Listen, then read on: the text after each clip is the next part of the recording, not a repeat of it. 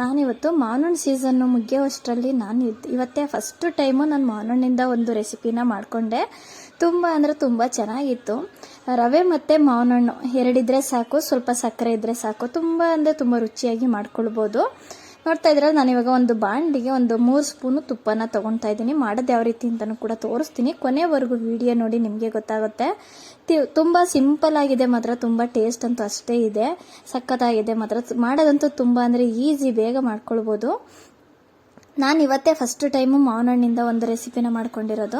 ತುಂಬ ಚೆನ್ನಾಗಿತ್ತು ನೋಡಿ. ಇವಾಗ ತುಪ್ಪ ಒಂದು 3 ಸ್ಪೂನ್ ತುಪ್ಪ ಹಾಕ್ಕೊಂಡು, ತುಪ್ಪ ಬಿಸಿ ಆದಮೇಲೆ ಅದಕ್ಕೆ ಇವಾಗ ಚಿರೋಟಿ ರವೆ ಒಂದು 3/4 ಬೌಲಷ್ಟು ಚಿರೋಟಿ ರವೆನ ಹಾಕ್ಕೊಳ್ತಾ ಇದ್ದೀನಿ. ಈ ಚಿರೋಟಿ ರವೆ ಹಾಕಿದ ಮೇಲೆ ಚೆನ್ನಾಗಿ ಹುರ್ಕೋಬೇಕು. ಅಂದರೆ ತುಪ್ಪ ಮತ್ತು ಎಲ್ಲ ರವೆಗೆಲ್ಲ ಒಂಥರ ಅಂಟಬೇಕು, ಒಂಥರ ಘಮ ಬರಬೇಕು, ಒಳ್ಳೆ ಘಮ ರವೆದು. ಅಲ್ಲಿವರೆಗೂ ಕೂಡ ಹುರ್ಕೋಬೇಕು. ಅಂದರೆ ಸೀದೋಗಬಾರ್ದು, ರವೆ ನೋಡಿಕೊಂಡು ಹುರ್ಕೋಬೇಕು. ಅಂದರೆ ಮಾವಿನ ಹಣ್ಣು ಸೀಸನ್ ಮುಗಿಯೋವಷ್ಟರಲ್ಲಂತೂ ಈ ಥರ ಒಂದು ರೆಸಿಪಿ ಅಂತೂ ನೀವು ಕೂಡ ಮಾಡ್ಕೊಳ್ಳಿ. ನೋಡಿ, ಇಷ್ಟು ರವೆ ಹುರಿದಿದ್ದಾಗಿದೆ. ಅಷ್ಟರಲ್ಲಿಟ್ಟು ಅಷ್ಟರಲ್ಲಿ ಮಾವಿನ ಹಣ್ಣನ್ನ ಕಟ್ ಮಾಡ್ಕೊಳ್ತೀನಿ. ಒಂದು 3 ಮಾವಿನ ಹಣ್ಣು ತೊಗೊಂಡಿದ್ದೀನಿ. ದಪ್ಪದಾದರೆ 2 ಆದರೆ ಸಾಕು. ಇಷ್ಟು ನಾನು ರವೆ ಎಷ್ಟು ತೊಗೊಂಡಿದ್ದೀನೋ ಅಷ್ಟು ಮೆಜರ್ಮೆಂಟ್ಗೆ 3 ಮಾವಿನ ಹಣ್ಣು ಸಾಕಾಗ್ಬಿಡುತ್ತೆ. ನೋಡ್ತಾ ಇದ್ರಲ್ಲ, ಹೀಗೆ ಎಲ್ಲ ಕಟ್ ಮಾಡಿಕೊಂಡು ಹಣ್ಣನ್ನೆಲ್ಲ ಒಳಗಡೆ ಎಲ್ಲ ಅದೇ ಇದೆಯಲ್ಲ ಹಣ್ಣೆಲ್ಲ ತೆಕ್ಕೊಂಡು ಹಾಕ್ಕೊಳ್ತೀನಿ ನಾನು. ಅದು ಹಾಕ್ಕೊಂಡು ರುಬ್ಕೊಳ್ತೀನಿ. ರುಬ್ಬೋದಕ್ಕೆ ಯಾವುದೇ ಥರದ ನೀರೆಲ್ಲ ಹಾಕೋ ಅವಶ್ಯಕತೆ ಇಲ್ಲ. ಮಾಮೂಲಿ ಹಣ್ಣನ್ನ ರುಬ್ಕೊಂಡು ಬರ್ತೀನಿ ನಾನು. ಬರೀ ಹಣ್ಣು ಅಷ್ಟೇ, ಇನ್ನೇನು ಅದಕ್ಕೆಲ್ಲ ಸಕ್ಕರೆ ಎಲ್ಲ ಏನು ಹಾಕಿ ರುಬ್ಬೋದಿಲ್ಲ. ಬರೀ ಹಣ್ಣನ್ನೇ ರುಬ್ಕೊಂಡು ತೊಗೊಳ್ತೀನಿ.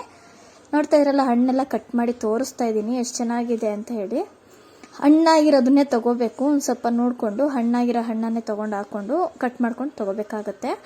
ಎಲ್ಲ ಥರ ರೆಸಿಪಿಗಳ್ನು ಮಾಡಿರ್ತೀರ, ಆದರೆ ಈ ಥರದ ನೀವು ಕೂಡ ಒಂದ್ಸಲ ಮಾಡ್ಕೊಳ್ಳಿ, ತುಂಬ ಚೆನ್ನಾಗಿರುತ್ತೆ.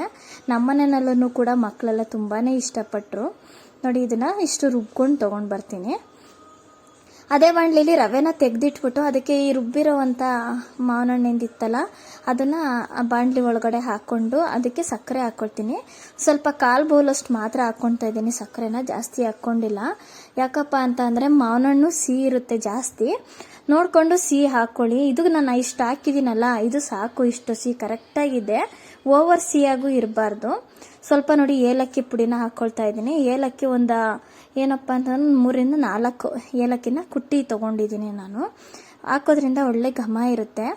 ನೋಡ್ತಾ ಇದ್ದೀರಲ್ಲ, ಹೀಗೆ ಅದನ್ನು ಈಗ ಮತ್ತು ಏಲಕ್ಕಿ ಮತ್ತು ಇದನ್ನು ಸಕ್ಕರೆ ಎಲ್ಲ ಹಾಕಿದಾದ್ಮೇಲೆ ನಾನು ಇವಾಗ ಏನು ಮಾಡಬೇಕು ಅಂದರೆ ಚೆನ್ನಾಗಿ ಕುದಿಸ್ಕೊಳ್ಬೇಕು. ಎಲ್ಲಿವರೆಗೂ ಅಂತ ಅಂದರೆ ಇದು 1 ಎಳೆ ಬರಬೇಕು, ಅಲ್ಲಿವರೆಗೂ ಕೂಡ ಕುದಿಸ್ಕೊಳ್ಬೇಕು. ಈಗ ಇಟ್ಕೊಂಡು ನೋಡಿದ್ರೆ 1 ಎಳೆ ಬಂದಬೇಕು, ಅಲ್ಲಿವರೆಗೂ ಕೂಡ ಕುದಿಸ್ಕೋಬೇಕು. ನೋಡಿ, ತೋರಿಸ್ತೀನಿ ಯಾವ ಥರ ಬರುತ್ತೆ ಅಂತ. ನೋಡಿ, ಇದನ್ನು ಸ್ವಲ್ಪ ಕಟ್ಟಾಗ್ತಾ ಇದೆ, ಇಷ್ಟ ಆಗಬಾರ್ದು. ಮತ್ತೆ ಇನ್ನೊಂದು ಸ್ವಲ್ಪ ಕುದಿಸ್ಕೋಬೇಕು. ಅದು ಸ್ವಲ್ಪ ಗಟ್ಟಿ ಇರುತ್ತಲ್ಲ, ಅದು ಏನಾಗಲ್ಲ, ಮಾವಿನ ಹಣ್ಣು ಏನಾಗಲ್ಲ. ನೋಡಿ, ಇದು ಇಷ್ಟದ ಇದ್ಮೇಲೆ ಆರಕ್ಕೆ ಬಿಟ್ಬಿಡ್ಬೇಕು. ಇದನ್ನು ಸ್ವಲ್ಪ ಹೊತ್ತು ಆರಕ್ಕೆ ಬಿಟ್ಟು ಸ್ವಲ್ಪ ಉಗುರು ಬೆಚ್ಚಗೆ ಆದಮೇಲೆ ನಾವು ಇದಕ್ಕೆ ರವೆ ತೆಗೆದಿಟ್ಟಿದ್ದೀವಲ್ಲ, ಆ ರವೆನ ಇದರಲ್ಲಿ ಸೇರಿಸ್ಕೊಳ್ತೀನಿ ನಾನು. ನೋಡಿ, ಫುಲ್ಲು ಆಫಲ್ಲೇ ಇರಬೇಕು, ಆನ್ ಮಾಡ್ಕೊಳ್ಳೋಕೆ ಹೋಗಬಾರ್ದು, ಸ್ಟವ್ ಆಫಲ್ಲೇ ಇರಬೇಕು.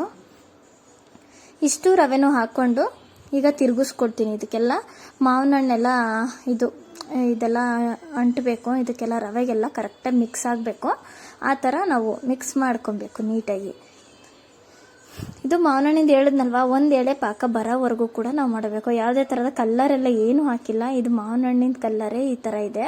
ತುಂಬ ಅಂದರೆ ತುಂಬ ಚೆನ್ನಾಗಿತ್ತು. ನಮ್ಮ ಮನೆಯಲ್ಲಂತೂ ಇದೆ ಫಸ್ಟ್ ಟೈಮ್ ಅಲ್ವಾ ನಾನು ಮಾವಿನ ಹಣ್ಣಿಂದ ಒಂದು ರೆಸಿಪಿನ ಮಾಡಿದ್ದು. ಎಲ್ಲರೂ ಕೂಡ ಇಷ್ಟಪಟ್ಟು ತಿಂದರು, ಚೆನ್ನಾಗಿತ್ತು. ನೀವು ಕೂಡ ಒಂದ್ಸಲ ಟ್ರೈ ಮಾಡಿ. ನೋಡಿ, ಹೀಗೆ ಇದನ್ನೆಲ್ಲ ಚೆನ್ನಾಗಿ ತಿರುಗಿಸ್ಬಿಟ್ಟು ಅದರೊಳಗಡೆ ಸ್ವಲ್ಪ ಕೊಬ್ಬರಿನೂ ಹಾಕ್ಕೊಂಡ್ಬಿಡ್ತಾ ಇದ್ದೀನಿ. ಒಂದು 3-4 ಸ್ಪೂನಷ್ಟು ಕೊಬ್ಬರಿ ಹಾಕ್ಕೊಂಡು ತಿರುಗಿಸ್ಕೊಳ್ತಾ ಇದ್ದೀನಿ. ಕೊಬ್ಬರಿನೂ ಹಾಕೋದ್ರಿಂದ ಒಳ್ಳೆ ಟೇಸ್ಟ್ ಇರುತ್ತೆ. ನೋಡ್ತಾ ಇದ್ದೀರಲ್ಲ, ಹೀಗೆ ತುಪ್ಪ ಒಂದು 3 ಸ್ಪೂನ್ ಇದ್ರೆ ಅಷ್ಟೇ ಸಾಕು. ಇನ್ನೊಂತ ಜಾಸ್ತಿ ಎಲ್ಲ ಏನು ತುಪ್ಪ ಏನು ಬೇಕಾಗೋದೇ ಇಲ್ಲ. ತುಂಬ ಚೆನ್ನಾಗಿರುತ್ತೆ ಈ ರೆಸಿಪಿ ಅಂತೂ, ತುಂಬ ಅಂದರೆ ಚೆನ್ನಾಗಿರುತ್ತೆ. ನೋಡಿ, ಈಗ ಇದೆಲ್ಲ ಮಿಕ್ಸ್ ಮಾಡಿಬಿಟ್ಟು ಒಂದು ತಟ್ಟೆ ಮುಚ್ಚಿ ಇಟ್ಬಿಡ್ತೀನಿ. ಒಂದು ಎಷ್ಟು ನಿಮಿಷ, ಒಂದು 5 ನಿಮಿಷ ಬೇಕಾಗುತ್ತೆ. ಒಂದು 10 ನಿಮಿಷ ತಟ್ಟೆ ಮುಚ್ಚಿ ಇಟ್ಬಿಡ್ಬೇಕು. ಆಮೇಲೆ ತೆಗೆದುಬಿಟ್ಟು ತೋರಿಸ್ತೀನಿ ನಾನು ಯಾವ ಥರ ಆಗಿದೆ ಅಂತ ಹೇಳ್ಬಿಟ್ಟು ತೋರಿಸ್ತೀನಿ. ನೋಡ್ರಿ, ಈಗ 10 ನಿಮಿಷ ಬಿಡಬೇಕು. ಅದಾದಮೇಲೆ ತೆಗೆದು ತೋರಿಸ್ಬೇಕು. ನೀವು ಮಧ್ಯನೂ ಕೂಡ ತಿರುಗಿಸ್ತಾ ಇರ್ಬೋದು. ತೆಗೆದು ತಿರುಗಿಸ್ತಾ ಇರಬೇಕು. ಒಂದು 10 ನಿಮಿಷ ಆಗಬೇಕು. ಅದು ರವೆ ಎಲ್ಲ ಸ್ವಲ್ಪ ಅಳ್ಕೋಬೇಕಲ್ವಾ, ಹಂಗಾಗಿ ಸ್ವಲ್ಪ ಗಟ್ಟಿನೂ ಆಗಬೇಕು, ಅಳ್ಕೋಬೇಕು. ಅಲ್ಲಿವರೆಗೂ ಉಂಡೆ ಕಟ್ಟ ಹದ ಬರಬೇಕು. ಅಲ್ಲಿವರೆಗೂ ಕೂಡ ಈ ಥರ ತಿರುಗಿಸ್ತಾ ಇರಬೇಕು 10 ನಿಮಿಷದವರೆಗೂ. ನೋಡ್ತಾ ಇದ್ದೀರಲ್ಲ, ಈಗ ಇದಾಗಿದೆ. ಅಷ್ಟರಲ್ಲಿ ಇವಾಗ ನಾನು ತೋರಿಸ್ತೀನಿ, ಉಂಡೆ ಕಟ್ಟಿ ಕೂಡ ತೋರಿಸ್ತೀನಿ. ಇನ್ನೊಂದು ಸ್ವಲ್ಪ ಹೊತ್ತು ಹಿಂಗೆ ಮಧ್ಯ ಸೆಂಟ್ರಲ್ಲಿ ತಿರುಗಿಸ್ಬಿಟ್ಟು ತೊಗೊಂಡಾದ್ಮೇಲೆ ಕೈಗೆ ಸ್ವಲ್ಪ ತುಪ್ಪನ ಹಚ್ಕೊಂಡ್ಬಿಟ್ಟು ನಾವು ಆಮೇಲೆ ಉಂಡೆ ಕಟ್ಟಬೇಕು. ನೋಡ್ತಾ ಇದ್ದೀರಲ್ಲ, ನಿಮಗೆ ಯಾವ ಸೈಜ್ ಬೇಕು ನೋಡಿಕೊಂಡು ಉಂಡೆ ಕಟ್ಕೊಳ್ಳಿ. ಈ ಥರ ನೋಡ್ತಾ ಇದ್ದೀರಲ್ಲ, ನಿಮಗೆ ಯಾವ ಥರ ಸೈಜ್ ಬೇಕು ಅನ್ನೋರು ನೋಡ್ಕೊಂಡು ಮಾಡ್ಕೊಳ್ಳಿ. ತುಂಬ ಅಂದರೆ ಚೆನ್ನಾಗಿ ಉಂಡೆನೂ ಕೂಡ ಆಗುತ್ತೆ, ಏನಂತ ಇದಿಲ್ಲ. ನೋಡಿ ಎಷ್ಟು ಚೆನ್ನಾಗಿ ಆಗ್ತಾ ಇದೆ, ಸಖತ್ತಾಗಿದೆ ಅಲ್ವಾ? ನೋಡ್ತಾ ಇದ್ರೇ ತಿನ್ನಬೇಕು ಅಂತ ಅನಿಸುತ್ತೆ, ಅಷ್ಟು ಚೆನ್ನಾಗಿತ್ತು ಮಾತ್ರ. ಇದಕ್ಕೆ ಗೋಡಂಬಿ ಅಥವಾ ಪಿಸ್ತಾ ಈ ಥರ ಏನಾದರೂ ಇಟ್ಕೊಂಡು ನೀವು ಇದು ಮಾಡ್ಕೊಳ್ಬೋದು, ಅಲಂಕಾರ ಮಾಡಿಕೊಂಡು ತಿನ್ಕೊಳ್ಬೋದು. ಎಲ್ಲವನ್ನೂ ಕೂಡ ಇದೇ ಥರ ನಾನು ಕಟ್ಕೊಂಡು ತೊಗೊಳ್ತೀನಿ. ನೋಡಿ, ಉಂಡೆ ಆಗಿ ಮಾಡ್ಕೊಳ್ತೀನಿ ನೀಟಾಗಿ. ನಿಮಗೆ ಸೈಜ್ ನೋಡ್ಕೊಳ್ಳಿ, ತೀರಾ ದಪ್ಪ ಬೇಕು ಇಲ್ಲ ತೀರಾ ಚಿಕ್ಕದು ಬೇಕು ಅನ್ನೋರು ಕೂಡ ಮಾಡ್ಕೊಳ್ಬೋದು. ನೋಡ್ತಾ ಇದ್ರಲ್ಲ, ನಾನು ಪಿಸ್ತಾ ಪೀಸ್ನು ಕೂಡ ಇಡ್ತಾ ಇದ್ದೀನಿ. ಗೋಡಂಬಿ ಪೀಸು ಅಥವಾ ಪಿಸ್ತಾ ಪೀಸು ಇಲ್ಲ, ಏನು ಇಲ್ಲ ಅಂದ್ರೂ ಕೂಡ ಬೇಡ, ಇಷ್ಟೇ ಸಾಕು, ಏನು ಇಟ್ಕೊಂಡ್ಲೇಬೇಕು ಅಂತ ಏನಿಲ್ಲ. ಮೇಯ್ನು ಈ ರವೆ, ಸಕ್ಕರೆ, ಮಾವಿನ ಹಣ್ಣಿದ್ರೆ ಅಷ್ಟೇ ಸಾಕು, ಸ್ವಲ್ಪ ತುಪ್ಪ ಅಷ್ಟೇ, ಇನ್ನೇನು ಬೇಡ. ಆರಾಮಾಗಿ ಈಸಿಯಾಗೂ ಕೂಡ ಈ ರೆಸಿಪಿನ ಮಾಡ್ಕೊಂಡು ತಿನ್ಬೋದು.